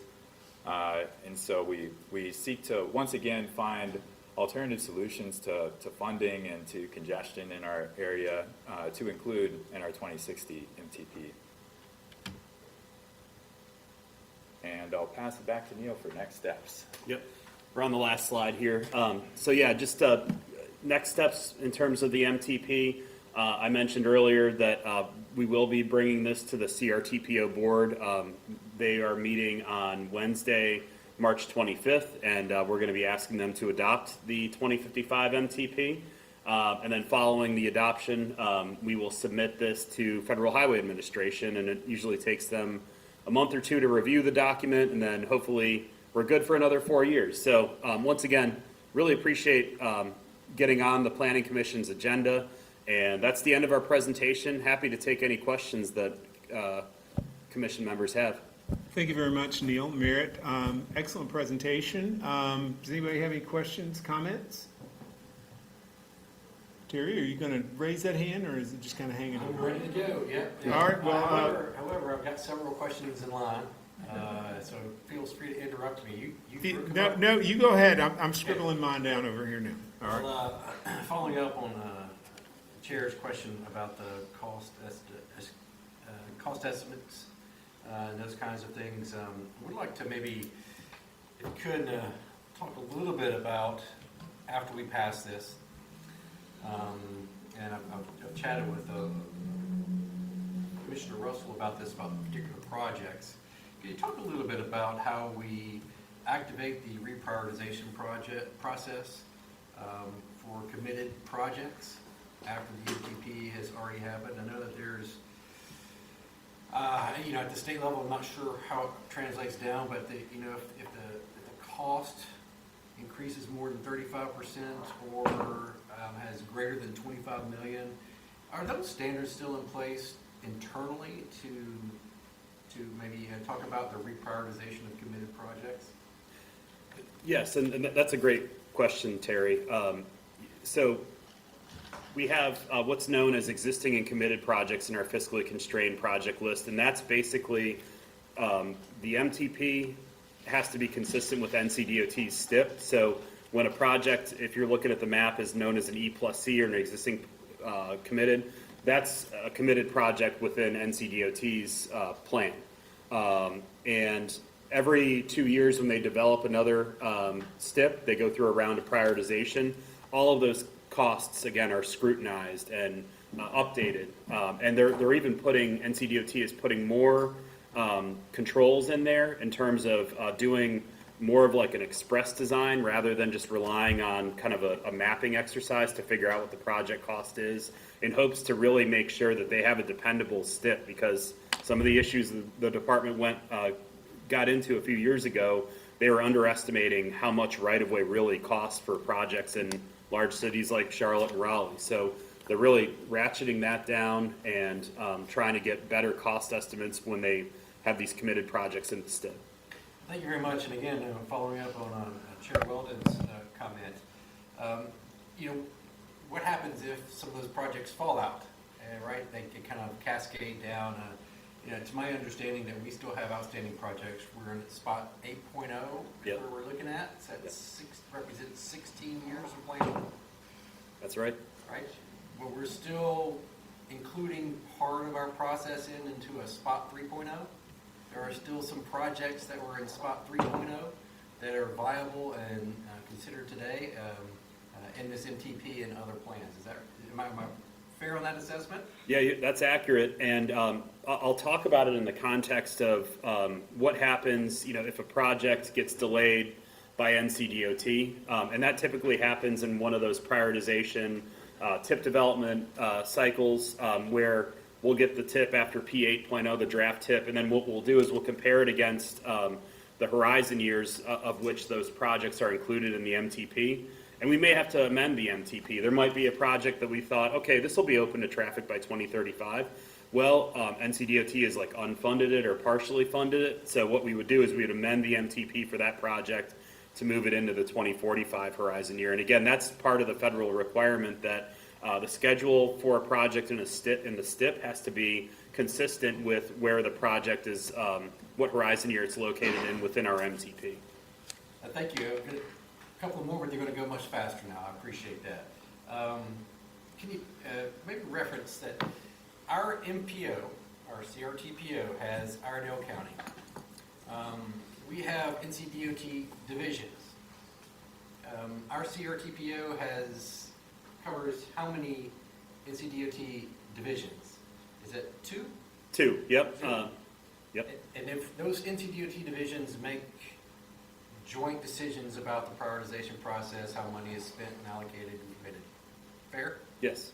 When we look at how the state gives us money in those 2 divisions, when we look at our funding division classification, and for folks who are not able to see this or hear this in real time, the state lumps 2 NCDOT divisions into a funding region, and it's my understanding that because of Iredell County, we now are in 2 different NCDOT funding regions. Is that right? Yep, that's right. So we have Funding Region E, which is Divisions 10 and 8 and 10. And then Funding Region F is Iredell, so that's Divisions 11 and 12. So we get that misconception sometimes from, say, like Iredell County, like all the funding's going to Charlotte. That's not true because Iredell County is in a different funding region. The only tier that an Iredell County project could compete with a project in Mecklenburg is a statewide mobility tier where across the state it's just one big competition. Thank you very much for that clarification. It's important. It's hard for people to kind of get because we live here in Charlotte and we don't realize it's a much broader piece for that. The last thing I think I'm going to make an official comment for you. I think it's on page 2. Oh my gosh, I just lost it. on the report on your MTP plan, and I'll follow up with you with this. Sure. And it's dealing with your chapter 5 on the funding pieces. In 2022, North Carolina became eligible for toll credits, which is a federally accessible pot of money for use as a local match. And a local match at the federal level could be the state using that money for a local match, which is different than the state's requirement for a local match, and that state cannot provide the local match. The municipalities, the regions have to do that. I'd love to be able to have that changed, to talk about the opportunity that toll credits have and the opportunity for CRTPO to make formal requests for access to those funds, especially in the next pilot project for those toll credit allocations. And lastly is dealing with the 77 project that we may have heard of. Excuse me. When we talk about state plans such as this, it says through the STI it's 100% data driven. Have you been able to see or impact the economic impact of that data driven process for that particular project, or is that outside the MTP at this point? I'm giving you an out, so yeah. Well, and the 77 South project that's been in the news, this is an existing and committed project for us because it was first submitted in the 2040 MTP for evaluation, and it scored well enough to be included in the 2016-2025 TIP, and then it's kind of been a legacy project for us ever since. But we've added that accessibility to employment criteria into tier 1 of the funnel there, of our project prioritization criteria. And I would say that that's probably the measure that might be the closest to measuring an economic, what type of economic impact a particular project may have. And it's similar to a criteria NCDOT uses in the prioritization process. I want to thank you very much, staff, for being here. You guys are doing a great job, great work. You have the pulling the strings on our future and how we move, live, work, and protect our environment here in Mecklenburg County and the region. We appreciate you very much for that. And I just do want to say one impact about how the CRTPO works. I believe in 2014, our then Mayor Patrick Cannon may have signed off on a resolution with a weighted vote, as the mayor has in the CRTPO process. And we hope that other people will take a look at the resolutions other mayors in the past have made regarding these projects. There's a couple that are of significant interest to me personally and how they affect our growth and regional movement across the Catawba River. But it's a large, complex process, and I want to thank you for your work and dedication, both of you, to the city of Charlotte and the region. So Appreciate that. And thank you for letting me run my series of questions. Chair, we love you to death and for your questions. Anybody else got any comments, questions? We're gonna let you guys go. You can hang out with us for a few more minutes if you like, or something like that, but we greatly appreciate having you here, and we'll probably see you guys, I guess, probably in like 3 years when you're getting ready to do your drill again. Yeah. Or whenever, I guess in a couple of years you'll be back for public engagement, maybe? Yeah, and we're, like I mentioned earlier, we're happy to come to the commission earlier on in the process, and, you know, make you all aware of we'll likely have 3 phases of public engagement again. It's always great speaking to this group, but, you know, we're happy to come earlier in the process next time so you all can make Okay. sure your input's factored into the development of the plan. All right, great. Thanks for coming. Thank you. Did you have a question, Rebecca? Yeah. All right, wait, you can't leave, I'm sorry. Who is actually in charge of the Federal Highway Administration now? Legitimately don't know at this point. Just 'cause, I mean, there's so much turnover. Sean Duffy? Sean, yeah. The real Oh, the world guy from Road Rules. Yeah. I love that show, but not him. But okay, thank you. But I think, It's a good show. but RFK Jr. did more pull-ups than he did in the airport. Come on. I'm getting confused because I thought Tark was part of it. Okay. The Tark is in charge of it, because, never mind. Thanks, folks. Thank you. All right. All right, everybody. Monica's not here, but Candace is going to be fake Monica. So, or you may be real Monica, I don't know.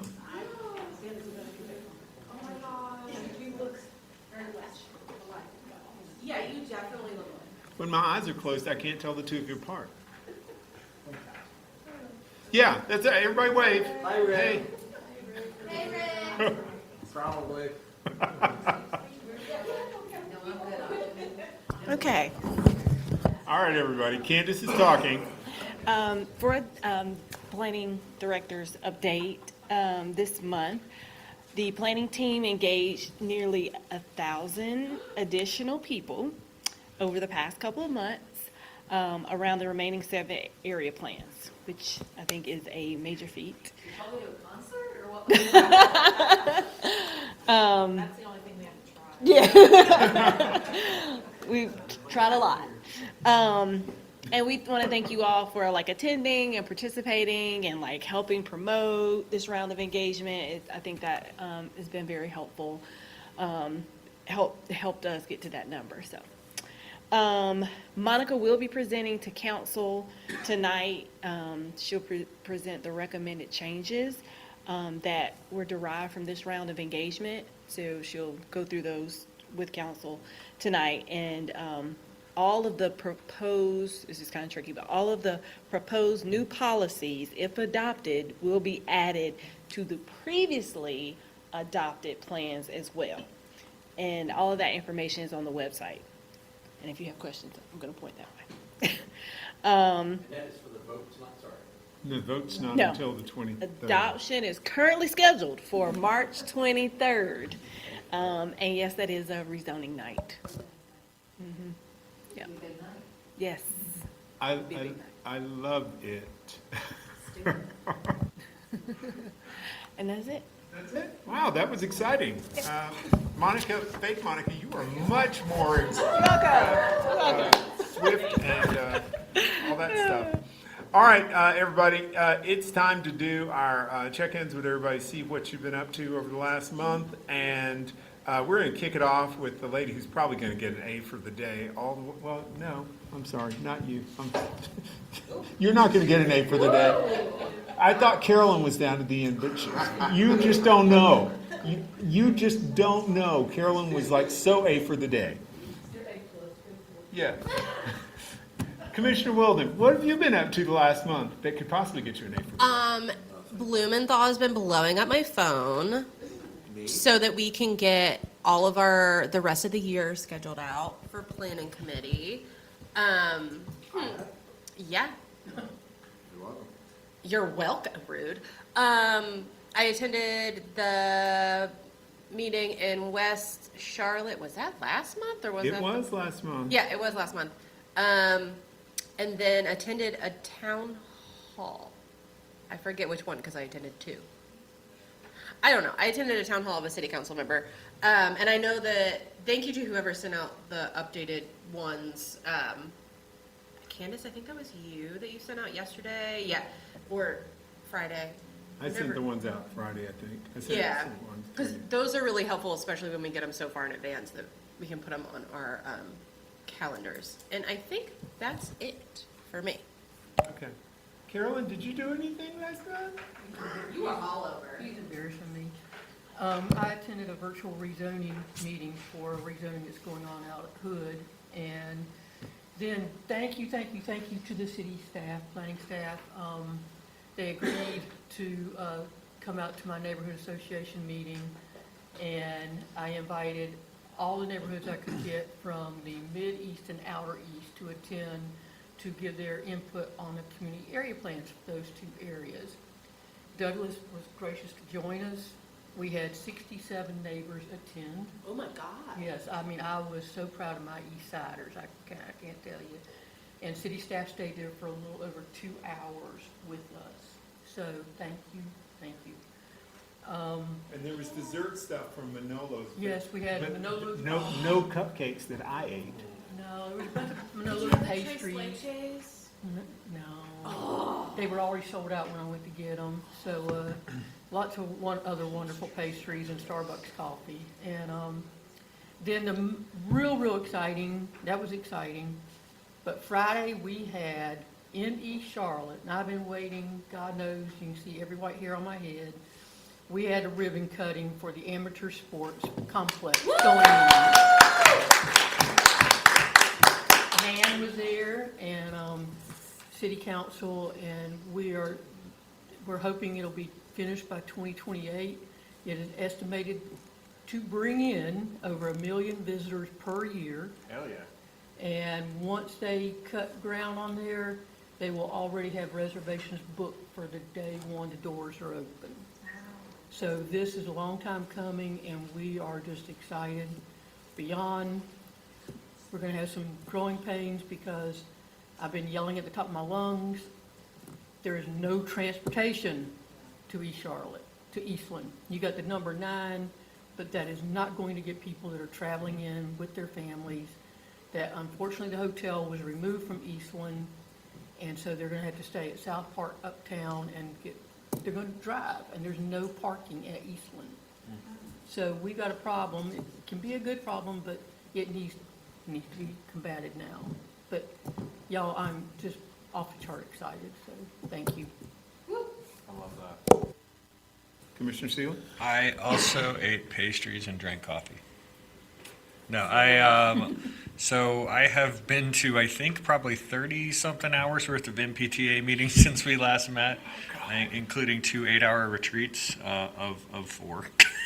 And I've been working on the bylaws and basically the ad hoc committee establishing rules of procedure, bylaws, and all that good stuff. It's been actually pretty cool to learn. Outside of MPTA stuff, I attended the land use committee of the Belmont Neighborhood Association as they gear up to figure out what they're going to do about the emergency room that they don't want to be built in their neighborhood.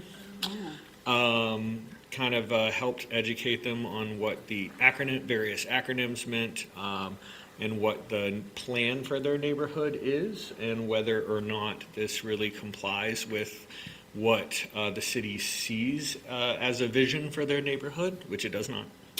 And it is a rezoning. So it was just filed the other day. It's going from TOD-UC to community area, to CAC. Yeah, which, emergency room doesn't seem like an activity. I mean, it's an activity. But then I also had a call with Oklahoma City's, their transit tax. They're coming up with a 1-cent sales tax referendum, and they wanted to talk to me about what I did to put together the Shaping Charlotte podcast, talking about the transit plan.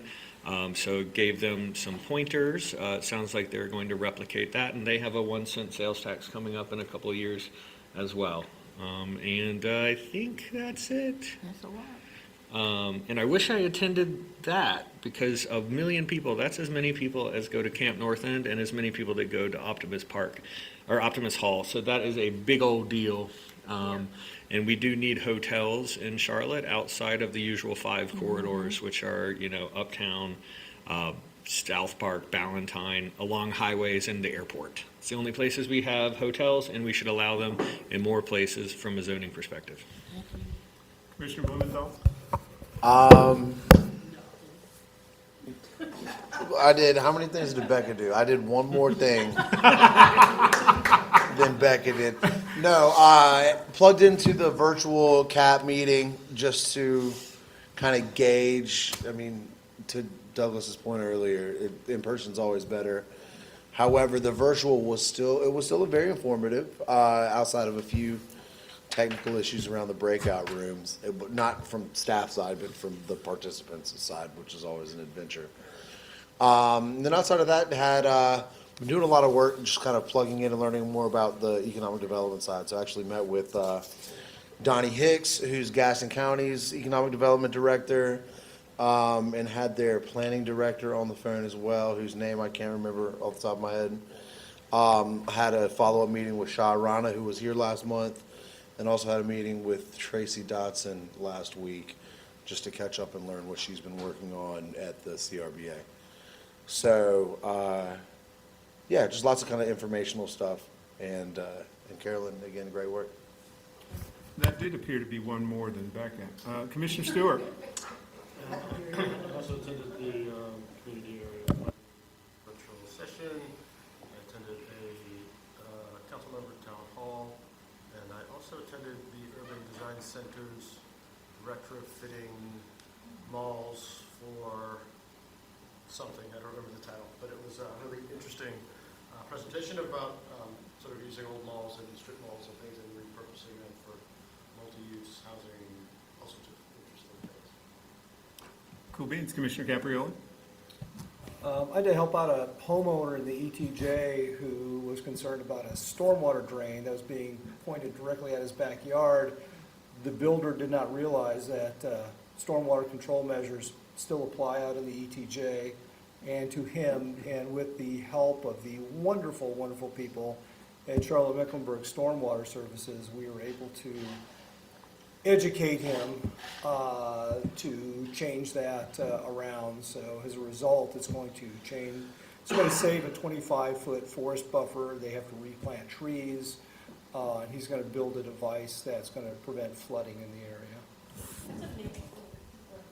Thank you. Oh, Charlotte-Mecklenburg Stormwater Services are absolutely amazing to me. It's just what they accomplish and the knowledge that they have, it's phenomenal. Cool beans. Commissioner Lansdale? I just want to second you, Michael, on that. Their presentation at the committee meetings this week, if you haven't watched it, it's worth watching on YouTube as a follow-up. Really amazing work there. I think for me, I attended the joint committee for transportation oversight in Raleigh, and still trying to scratch my head about a senator who asked if the beach erosion on the coast of the Outer Banks was due to the sidewalks and bicycle lanes that are not there. Oh, hell yeah. So it was an interesting dynamic to hear that from the dais at our General Assembly. We met with 14 individuals, 14 representatives while I was there, and trying to get ahead of the short session, which will start very soon. So, thank you. Commissioner Neely? The only thing that hasn't been mentioned that I did was the reshaping or reconnecting Charlotte event, talking about changes to I-77 and how that's going to impact the West End. They did a charrette with information from the community about their feelings toward it. So, pretty good. Commissioner Shaw? This was a work commission split situation, I would say, but I had the chance to go to Atlanta last week for 2 days and tour all of the adaptive reuse projects in Atlanta, some that have been there for 10 years and some that have been developed in the last 24 months, and meet with those developers and understand, the thinking that went into them. But that was really exciting and fun, and hopefully contributes to more of that in Charlotte and the Carolinas. Commissioner Seeley wants to say one more thing. No, and I also wanted to thank, my nice friend over there for sending me comments during the MPTA retreat. Keep it up. If anyone is watching and has something they want, to give me context around or anything that wants to be voiced, let me know. And then on the I-77 conversation, I penned an article for UNC Charlotte Urban Institute on I-77. Give it a read. But Terry, keep it up. Okay. Yeah. Commissioner Lansdale is the man for sending you texts at certain times. So I do appreciate, Terry, I appreciate you greatly. I will fill in the finish here.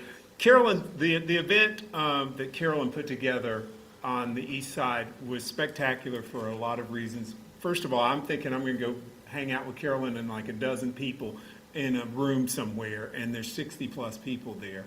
Staff gave a presentation for the community area plans that had a story. It had a beginning, a middle, and an end, and it was actually compelling. And that is mega brown. I told Monica this, but it is mega brownie points to staff because not every story I've heard about the community area plans has been compelling. I'll just put it that way. All right, so that was exceptional. Apparently the Transportation Planning and Design Committee had a meeting last week in this room, and it was full of people to talk about I-77. I got here in time to get a chair, and that's all that really matters, right? We had community area plan stuff in terms of the West Boulevard. So I was over at West Charlotte. Were you at West Charlotte? You were at West Charlotte. Yeah, that's right. The Reconnecting West Side, there was Shauna. I was having a mood that day, so that didn't work that well. Retrofitting malls there. Was anybody else at retrofitting malls? No. When was that? That was at Charlotte Urban Design Center, and it was 19th? I think Monica mentioned it. Yeah, it was a Thursday morning. Yeah, it was the same time as the South Park event, which I couldn't get to. Hung out with a bunch of people that were in private industry who were like, hey, what's happening? Blah, blah, blah, blah. And conversation with Monica. If you all watched the city's, the council's retreat, Monica talked about transit-oriented communities as opposed to transit-oriented development. And that's something that we should probably, me saying this won't be the last time you hear this year, okay? Just saying. So those are things. And I guess we're on to homework, and we're going to do homework in 2 minutes. Yeah. Oh, it's fun. These are all fun, I think. Yeah, I planned them to be fun. It was my intention. Yeah, we're going to go do a concert. I don't know why they don't do concerts all the time. This one I love. It's in the New York Times, and, people have different opinions about what the New York Times actually is. But building cities from scratch is kind of an interesting concept. Anybody in the room been to Soul City, North Carolina? The what? Soul City, North Carolina. S-O-U or S-O-U-L. Soul City, North Carolina. It's in Warren County. I don't even know where that is. They're probably going to come for me now. However, in the 1970s, they decided to build a brand new city. It was called Soul City. Okay? You can imagine it's the 1970s. There were probably a lot of things that were brown in the room, okay? All right? Now, planned community. Now, this is an article in the New York Times about do we need to build more cities in America? Okay? And so it takes a look. I had a friend who was out in Irvine, and this article has some stuff about Irvine. All right, next slide. It has like 12 buildings. Yeah. They got a lot of basketball courts. Yeah, it's got some history to it. Do you guys know what this year is? Do you know when zoning happened? I mean, was zoning always that way? Did the Greeks and the Romans have zoning? Wasn't it Adam, Eve, and then? Yeah, I think that the apple hit Adam on the head, and then the next thing you know, there was zoning, or whatever. The first community area plan was created. That's it. Yeah, that's the way it works. There was a case in 1926 that basically got America on the road to zoning as a legal thing that it could happen everywhere. And this is about that case. And it's something that I think you guys would find interesting in the sense that most people don't know where the hell zoning came from. All right? It just magically appeared. Here's this. All right? Next slide. All right. How many of you know New York elected a new mayor, right? If you'd like to entertain yourself, go to the New York City Apartment Association Instagram page and just listen to a few of their reels. It's interesting. This is a report from J.P. Morgan, okay? And it talks about how these things, in a very economical sense, how things could happen or not happen, and what are the economic levers that are there to be pulled or not pulled. And I think that it's very well grounded in, there's no political BS in it. You know, you either have enough money or you don't. Or if this thing happens and this financial crunch occurs, and there's a 20-minute podcast video that is an excellent explanation of how this is all going to play, or how this can potentially play out. I won't say there's no predicting the future, but there are some things there that, you know, don't come out in a political debate that may need to be paid attention to. And I always believe that, you know, housing supply is an experiment, and I believe it's an experiment that we always have to create more of. So watching what happens in New York, I think, over the next couple of years may be very interesting. I took 4 minutes, according to Commissioner Blumenthal, but there we are. Here's meeting dates for the next month or so. Yeah. Becky, you're still going to April planning committee? No, that's the month I'm at. You're gone. Oh, yes, I'm going to council change next week. Council has changed. Our zoning We never have council. public thingamabob is the 23rd. So for everybody on the zoning committee, I'll send something out so that we just get reminded of that. Raquel will probably send something out to tell you the truth, or Holly. Otherwise, is there a motion for us to adjourn and get out of Dodge here? All right. Motion to adjourn.